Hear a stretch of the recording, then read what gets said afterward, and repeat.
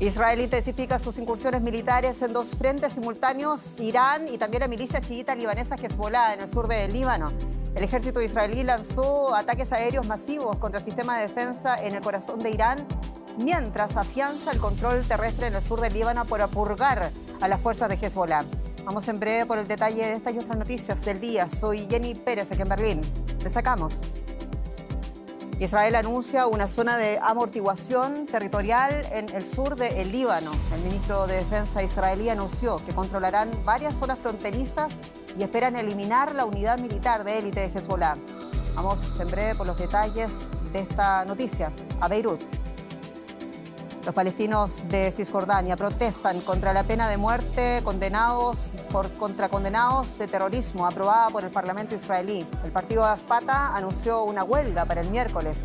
La Unión Europea califica la ley de paso atrás y Alemania lo ve con gran preocupación.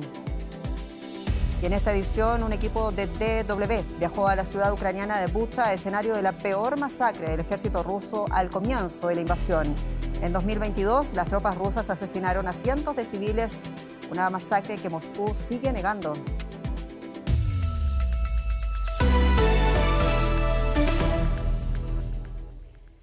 Israel quiere mantener tropas en una zona de seguridad dentro del sur del Líbano tras su ofensiva contra la milicia chiita Hezbollah y asegura que va a mantener el control hasta el río Litani, lo que representa el 8% del territorio libanés de forma permanente.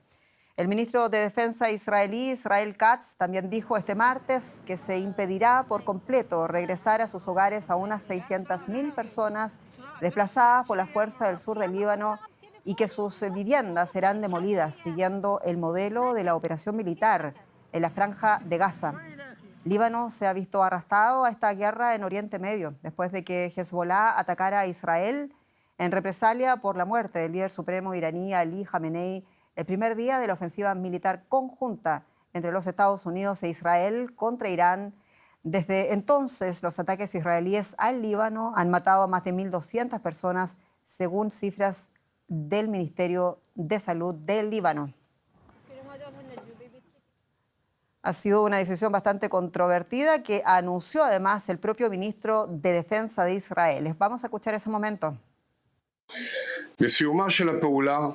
Al término de la operación, el ejército de Israel tomará posiciones en una zona de seguridad dentro del Líbano, a lo largo de la línea defensiva contra misiles antitanque, y mantendrán el control de seguridad sobre toda la zona hasta el río Litani y los puentes restantes, mientras eliminan a las fuerzas de Radwan, unidad militar de élite de Hezbollah en la zona, y destruirán todas las armas allí.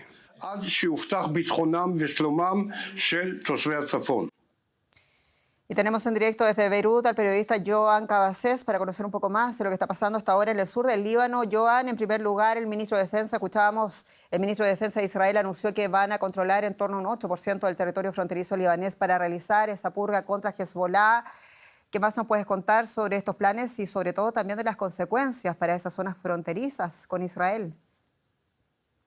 Sí, hola, ¿qué tal? Bueno, para entender los planes de Israel en el sur del Líbano hay que mirar a la franja de Gaza. Los planes consisten en tomar el control del territorio, vaciarlo por completo de población civil y destruir un paisaje urbano que Israel señala o acusa a Hezbollah de explotar para fines militares. Vaciar el sur del Líbano de su población civil es algo nuevo y distinto a lo que Israel hizo en 2024. En esa ocasión emitió órdenes de desalojo para zonas concretas, pero no para el conjunto del sur de Líbano. Para Líbano esto es un desastre humanitario mayúsculo. La operación que Israel anuncia en esta parte del país somete a un desplazamiento forzoso a centenares de miles de personas sin un fin en el horizonte, algo, por cierto, que el derecho humanitario internacional prohíbe. Conscientes de ello, vemos cómo miles de residentes que siguen en esa zona, siguen incluso en el día de hoy, después del anuncio de Katz, negándose a abandonar sus casas y dicen entregarlas a la ocupación israelí. Joan, tú ya adelantabas un poco de cómo ha caído esta noticia en el Líbano, pero también qué pasa a nivel político en este país. Recordemos también que las propias autoridades libanesas habían anunciado que iban a exigir el desarme de Hezbollah y luego pasa esto a esta hora. ¿Qué más nos puedes contar? Sí, antes de hacer el apunte político que me pides, comentar que para la población civil del sur del Líbano, el anuncio de hoy de Katz confirma los peores temores. Hay que recordar que en 2024 el ejército israelí ya destruyó una primera línea fronteriza de aldeas libanesas y ahora se teme que esa destrucción escale hasta una segunda o tercera línea. Por parte del gobierno vemos cómo los líderes de este país siguen día tras día protestando por las acciones israelíes en Líbano y describiéndolas con frecuencia como infracciones del derecho internacional. La ofensiva israelí en Líbano llega además con una paradoja, y es que el gobierno de Líbano había decidido el año pasado y mantenía firme esta decisión de desarmar a la milicia libanesa Hezbollah. Estamos en un momento histórico en Líbano en el que una mayoría de la población civil y una mayoría de los gobernantes en este país han llegado a una suerte casi de consenso a la hora de desarmar a esta milicia. Muchos temen, sin embargo, que la ofensiva israelí pueda hacer que esta milicia recobre parte de su popularidad perdida, o por lo menos que muchos residentes puedan ver ahora de nuevo, como en el pasado, su arsenal como indispensable a la hora de defender a Líbano. Joan Cabezas, muchas gracias en Beirut. A vosotros. 10 países y la jefa de la diplomacia europea, Kaja Kallas, exigieron a todas las partes implicadas en el conflicto en el Líbano que garanticen la seguridad del personal de la Fuerza Provisional de Naciones Unidas en el Líbano, la FINUL por sus siglas, ello tras la muerte de 3 cascos azules en el sur del país. El Consejo de Seguridad de la ONU celebró una nueva sesión sobre la situación en Oriente Medio. El representante permanente del Líbano ante la ONU, Ahmad Arafa, evitó atribuir la autoría a una de las partes y pidió el cese completo de todos estos ataques con independencia de quién sea el autor. Israel acusó a Hezbollah de las muertes. Líbano pide al Consejo de Seguridad que proteja la integridad territorial libanesa ante la presencia israelí en el sur del país. Y la Guardia Revolucionaria iraní anunció que comenzará a atacar a empresas estadounidenses en la región a partir del próximo 1 de abril, según medios estatales iraníes. Dicen que es una represalia por los bombardeos de Estados Unidos en Israel, contra Irán. El ejército israelí aseguró haber llevado a cabo más de 230 ataques en territorio iraní en las últimas 24 horas, incluidos bombardeos de precisión contra sistemas de defensa aérea en Teherán. Las autoridades de Dubái informaron que lograron controlar un incendio a bordo de un petrolero alcanzado por un ataque iraní. Mientras tanto, el secretario de Defensa de los Estados Unidos instó a Teherán a alcanzar un acuerdo. Sostiene que la moral de las tropas iraníes está hundiéndose y pronostica que los próximos días serán decisivos. Escuchemos. Los próximos días serán decisivos, Irán lo sabe, y en lo militar no pueden hacer casi nada al respecto. Sí, seguirán lanzando algunos misiles, pero los derribaremos. Que en las últimas 24 horas se ha registrado la menor cantidad de misiles y drones enemigos lanzados por Irán. La información más reciente del CENTCOM es clara. Nuestros ataques están minando la moral del ejército iraní, lo que está provocando deserciones, escasez de personal clave y frustración entre los altos mandos. Bueno, vamos rápidamente a cambiar de asunto. Vamos a hablar de economía y de finanzas con mi colega Andrés Blumenka, que está en el estudio con muchas novedades. Andrés. ¿Qué tal, Jenny? Sí, seguimos hablando del impacto que tiene este conflicto en el panorama energético europeo. Es algo muy complicado, pero tenemos aquí la última información, porque sin el final de una guerra a la vista crece la tensión en los mercados y continúan surgiendo datos sobre el impacto de la guerra en las economías de Europa, que son altamente dependientes, sabemos, de las importaciones de energía. Este martes, la Oficina de Estadísticas Europeas, Eurostat, informó que la inflación de las economías de la zona euro se ubicó en el 2,5% anual en marzo, son 6 décimas por encima del valor registrado en febrero y claramente fuera del objetivo del Banco Central Europeo. Por otro lado, aquí en Alemania, el Instituto de Investigación Económica IFO asegura que el 90% de las empresas industriales alemanas ya sufre los efectos negativos de la guerra en Medio Oriente. We'll go to Kate. Y vamos ahora hasta la Bolsa de Frankfurt para analizar estas consecuencias con nuestro analista financiero Ezequiel Daray. Ezequiel, después de los datos que habíamos conocido de España y Alemania, era esperable este valor a nivel europeo, pero ¿qué podemos esperar de aquí en adelante? Bueno, Andrés, era muy esperable, incluso España y Alemania están por encima del promedio europeo. El dato que llama la atención es que la inflación subyacente, la núcleo, aquella que excluye a los elementos volátiles como la energía y los alimentos, está en 2,3%. Es decir, la inflación no llegó a una buena parte de los productos y entonces cabe pensar qué va a pasar ahora, porque hay fuerzas para llevarlos hacia un lado o hacia el otro. Por un lado, las empresas esperan menos demanda, con lo cual esto atemperaría la inflación. Por el otro, hablábamos ayer de los costos del transporte y hay que tener en cuenta respecto a los alimentos algo fundamental. La urea, que es un fertilizante clave para la agricultura, la gran mayoría de la producción mundial proviene del Golfo Pérsico. Y a diferencia de lo que ocurre en Sudamérica, por ejemplo, ahora está cosechando y no tiene tanto impacto de la urea, que ha aumentado muchísimo, pero Europa está por comenzar la siembra de primavera, con lo cual hay que prestarle atención a lo que va a pasar con los alimentos en los próximos meses, porque obviamente van a sembrar a mucho mayor costo. Ahora, Ezequiel, en lo que respecta a la encuesta del Instituto IFO, el dato es alarmante. ¿Es solo el coste de la energía lo que está afectando a la industria alemana? No, por un lado, casi el 40% decía que ya tiene problemas en las cadenas de suministro. Recordemos que, por ejemplo, el aluminio o el helio con el que se producen los microchips, que viene de Qatar, esto podría afectar, por ejemplo, a la industria automotriz, a la industria de los teléfonos, de todos los dispositivos electrónicos.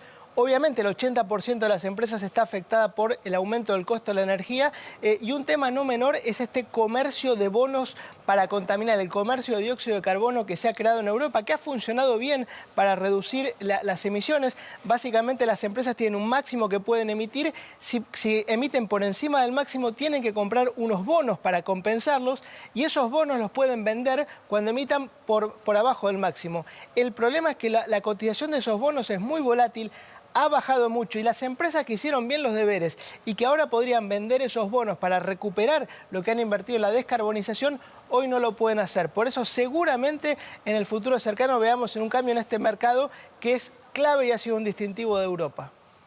Ezequiel Araya en la Bolsa de Frankfurt, gracias por estas informaciones.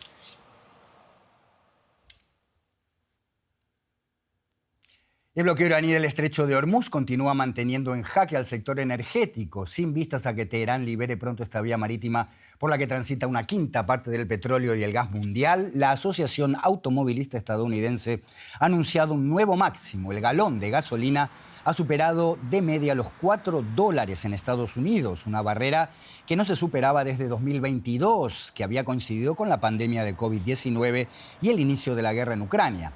Este nuevo máximo de precios supone un encarecimiento del 30% desde el inicio de los ataques de Israel y Estados Unidos contra Irán.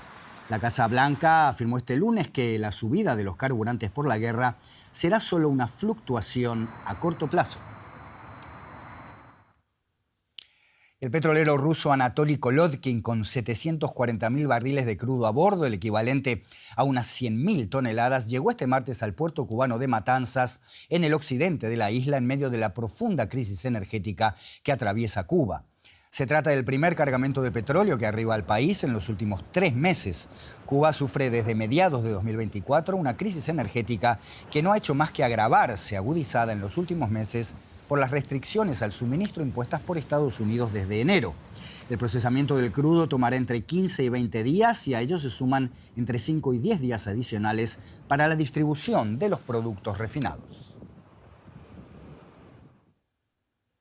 Y volvemos ahora a las noticias con Jenny Pérez. Gracias, Andrés. Vamos a poner atención a lo que pasa ahora en torno a la aprobación de la pena de muerte en Israel, porque la aprobación de esa ley por ahorcamiento ha generado indignación en los territorios palestinos. Cientos de personas salieron a protestar en Cisjordania ocupada. La ley establece la pena máxima capital para los palestinos condenados por terrorismo y que, a juicio de la Knesset, el Parlamento israelí, amenaza la existencia del Estado de Israel. En Ramallah, la capital de Cisjordania, activistas y familiares de presos palestinos se manifestaron frente a la sede central del Comité Internacional de la Cruz Roja. El partido político Fatah ha convocado una huelga general en la parte norte de Cisjordania para el miércoles. La legislación entrará en vigor en 30 días, pero su implementación podría demorarse por el recurso presentado ante el Tribunal Supremo israelí. Y mucho que comentar lo hacemos con la periodista Maya Siminovich en directo desde Tel Aviv. Maya, bueno, muchos saludos y en primer lugar, ¿por qué estamos viendo esta ley ahora y qué relación tiene con la masacre del 7 de octubre en el sur de Israel? Hola Jenny, uno de los motivos por los que se está llevando a cabo esto es también por lo que el gobierno está empujando su reforma judicial, algo que comenzó, recordamos, antes del 23 de octubre y que antagonizó con al menos un 50% de la población que se oponía a esta reforma judicial, que se compone de diferentes elementos. El principal de ellos es otorgarle más poder al Ejecutivo y mucho menos al Poder Judicial, o sea, de facto que no haya la división de poderes que conocemos ahora y que hay en los países democráticos.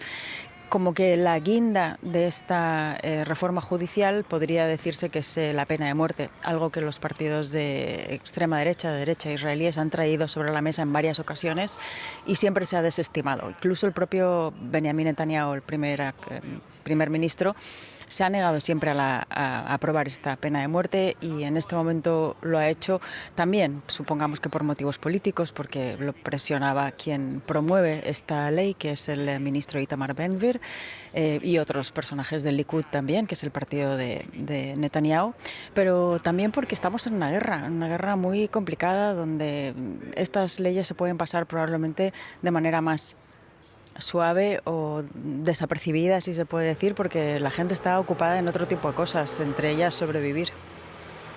Maya, hablemos por favor del futuro de esta iniciativa. Por un lado, también hay un fuerte rechazo internacional, también de la Unión Europea, incluso de Alemania, rechazo también de parte de la propia política y del mundo de los derechos humanos dentro de Israel. ¿Revertirá esta controvertida ley la Corte Suprema israelí? Eso también es la pregunta del millón, porque si bien, como dices, hay tanta oposición, particularmente interna, externa en el mundo es normal. La mayor parte de los países, bueno, la Unión Europea lo tiene prohibido a sus 27 países. En cambio, nosotros nos encontramos en el Oriente Medio, donde todos los países que rodean Israel tienen pena de muerte. También la Autoridad Nacional Palestina. Se implementa más o menos en diferentes países, pero existe. Ahora Israel se une a este grupo y el Tribunal Supremo debe decidir en los próximos días, pero el Tribunal Supremo, como decía hace poco, está atacado o tratando de ser reformado por el actual gobierno para quitarle prerrogativas y seguramente se encuentra en un brete en el momento en que va a tener que decidir si esta ley es anticonstitucional, como lo es a todas luces. No es una opinión, es una cosa objetiva. Por eso los abogados y gente relacionada con los derechos civiles están bastante optimistas, puesto que la ley desde muchos puntos de vista hace aguas y es rebatible en un tribunal. La pregunta es hasta qué punto va a llegar el Tribunal Supremo en el estado en el que está también periclitando. Si de repente cancela esta legislación y hay ataques terroristas y se le acusa de ser el promotor del terrorismo, no sabemos realmente dónde se encuentra esta institución que está, como digo, siendo vulnerable también en estos tiempos. Maya Siminovich, muchas gracias en Tel Aviv. Y lo dicho, esta decisión ha polarizado fuertemente a la población de Israel. Vamos a escuchar algunos de los testimonios este día en el país.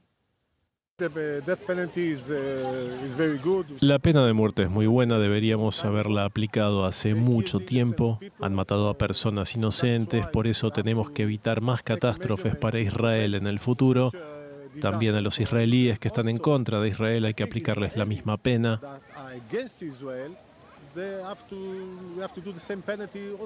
No son solo los palestinos los que están en contra nuestra.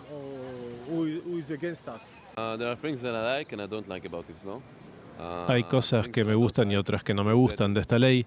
Lo que no me gusta es que no se aplica a todo el mundo, solo se refiere a los árabes de Cisjordania. Creo que debería aplicarse a todos. Si alguien va y asesina a alguien, debería aplicarse también a todos, tanto judíos como árabes, musulmanes.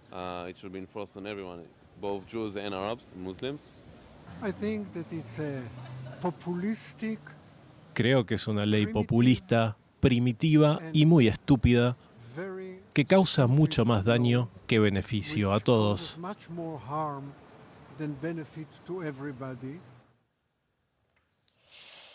Bueno, reacciones también en Europa, decíamos, el portavoz comunitario europeo Aunar El Nouni ha calificado de discriminatoria y también de un gran paso atrás esta decisión del gobierno israelí. También habló el gobierno alemán, anunció que ve con gran preocupación esta ley.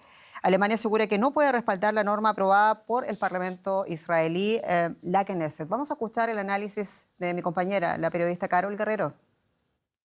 A través de un comunicado emitido por el portavoz del gobierno federal, Stefan Cornelius, Alemania ha lamentado la decisión del Parlamento israelí de establecer la pena de muerte por ahorcamiento de palestinos condenados por terrorismo en atentados mortales.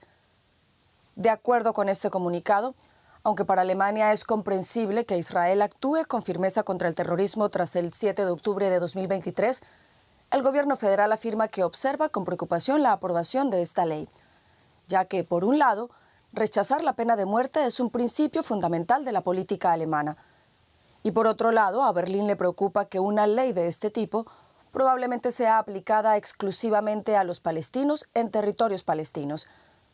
Por estas razones, concluye el comunicado, Alemania lamenta y no puede apoyar esta decisión del Parlamento israelí. Y cambiamos de asunto porque Ucrania conmemora el 4º aniversario de la liberación de Bucha al norte de Kiev, donde las fuerzas rusas cometieron algunas de las peores atrocidades de la guerra. En las primeras semanas de la invasión, las tropas rusas asesinaron a cientos de civiles, una masacre que Moscú sigue negando. Diplomáticos extranjeros afirman que aquellos crímenes siguen siendo una herida abierta en el alma de Ucrania y de Europa. Les advertimos que nuestro siguiente informe contiene imágenes sensibles. La alta representante de la diplomacia europea, Kaja Kallas, y el ministro ucraniano de Exteriores, Andriy Sybiha, encabezan el homenaje a las víctimas de la masacre de Bucha, perpetrada por fuerzas rusas hace 4 años. Se trata de una muestra de solidaridad de la Unión Europea. El énfasis y el objetivo de este acto es la rendición de cuentas de los criminales rusos, la rendición de cuentas del agresor ruso. Bucha es un símbolo de la brutalidad rusa. Las tropas de Putin ocuparon la ciudad en los primeros días de la guerra. 4 semanas más tarde, las fuerzas ucranianas la recuperaron. Lo que encontraron fue estremecedor. Más de 400 cadáveres, muchos con signos de tortura y mutilación. El rastro de la muerte fue la primera prueba de los crímenes de guerra rusos. Unas acusaciones respaldadas por Naciones Unidas.